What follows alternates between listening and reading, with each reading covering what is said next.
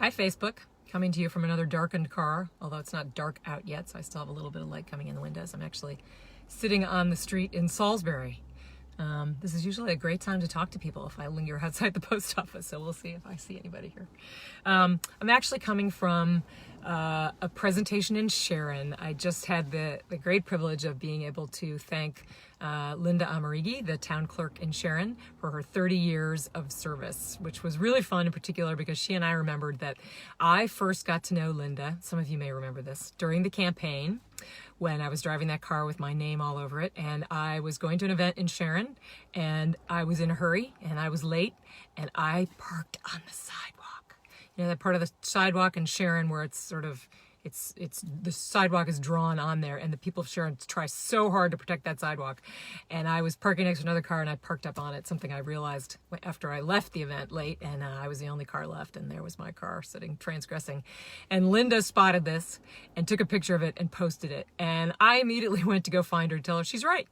And that, you know, you got to hold everybody to account. And when you fight for things like, you know, things like sidewalks can really be a big deal in our communities because they give us a place to walk with our friends and our dogs and our kids. And in a life that's full of so many cars, sidewalks really make a big difference. And in fact, they're the subject of conversations in a lot of towns these days, including Kent, which is having a lot of sidewalk conversations. So it was really fun to be able to be there and present Linda with a certificate for her ferocious tenacity on the part of Sharon and the great privilege I have had in getting to know her over the intervening years. So congratulations to Linda, and thanks for all you do for Sharon and for loving your job so much, which is evident for all of us. One other quick thing, a little piece of fun news for me. I got the League of Conservation Voters does scorecards on legislators, and I got a 97% scorecard, so I'm pretty happy about that. They really do a great job advocating for a variety of environmental causes, including recycling and the bottle bill, as I've referred to before. So stay tuned for more on that. There are so many things that have gone on last week and the coming week that I'm going to put most of these in the newsletter. What I really wanted to focus on is so many of you have reached out to me to ask for opportunities, is this with Thanksgiving coming up next week, opportunities for, you know, to help others in the community, to make sure that we can share what we have with everybody and to make sure that everybody in our community is fed and warm and has people, is surrounded by love and warmth, and to make sure that we really are a community. Again, you know, there's a lot of negative stuff happening in the national conversation, and it's good to be reminded of all the strength of our ties in our communities. So I'm going to post, please look at my newsletter. I will post specifics on how various ways you can be helpful in our community. Two of the organizations I'm going to highlight is FISH, which is Friends in Service to Humanity of Northwestern Connecticut, which is a homeless shelter in Torrington, and they do some amazing work there. It's been a real privilege to get to know them, and they have some opportunities to be helpful, as does the Community Kitchen of Torrington, which is going to be putting together food baskets next week, and there will be opportunities to help them as well. So I will post specific information about who you should reach out to and timing for those events on the newsletter. So please get the newsletter tomorrow.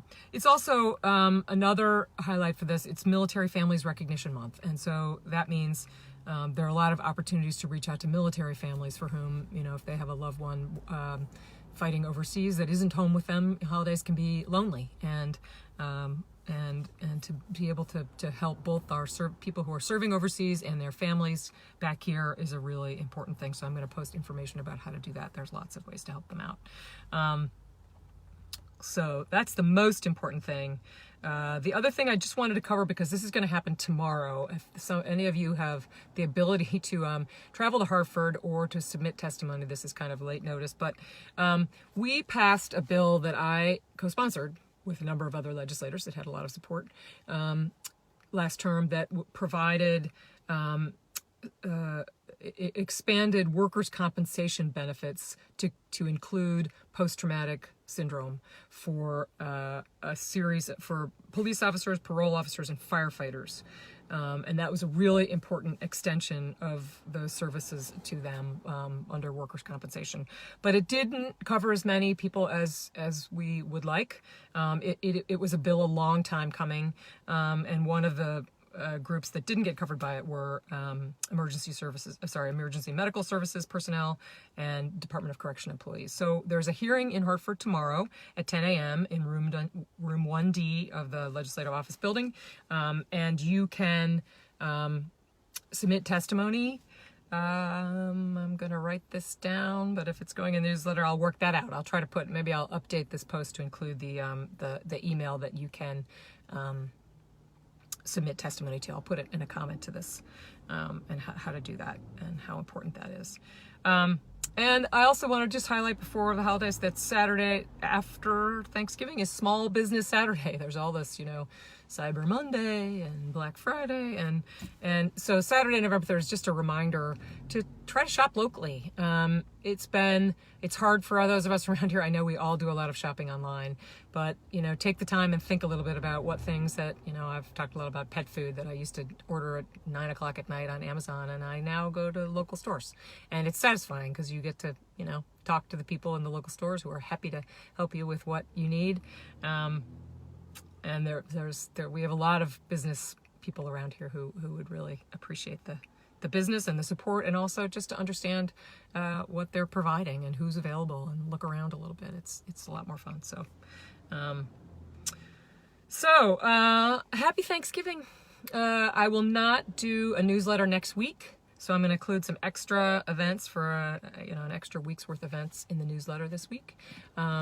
I'll try to drop some stuff in Facebook anyway, but I wish you all a warm, happy holiday with your family. I'm looking forward to coordinating with my husband when all 3 of my kids are coming home from distant shores, and I'm really looking forward to having them back in my space, and my brother and his family also come and join us, and so it's really fun. And I wish you all a fun holiday, and I'll speak to you soon. Bye.